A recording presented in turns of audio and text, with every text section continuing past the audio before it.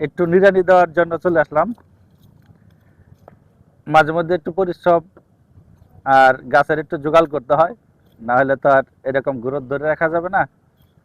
এখনো ফুল আসে নাই, আশা করা যায় কিছুদিনের ভিতরে ফুল এসে পড়বে।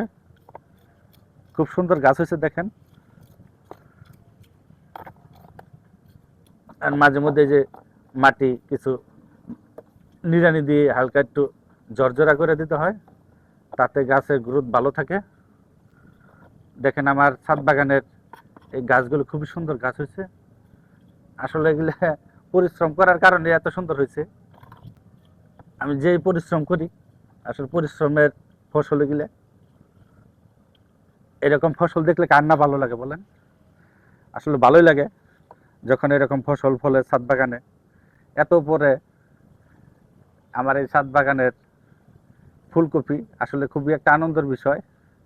বাজার থেকে কম দামে কিনে খাওয়া যায়, তারপরে নিজে পরিশ্রম করে নিজে ফলে খাওয়ার যে কি একটা স্বাদ।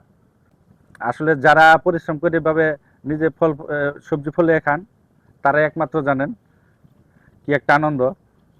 এগুলো খেতে খুবই ভালো লাগে। এর আগেও আমি ছাদ বাগানে ফুলকপির চাষ করছিলাম, খুবই ভালো ফলন হয়।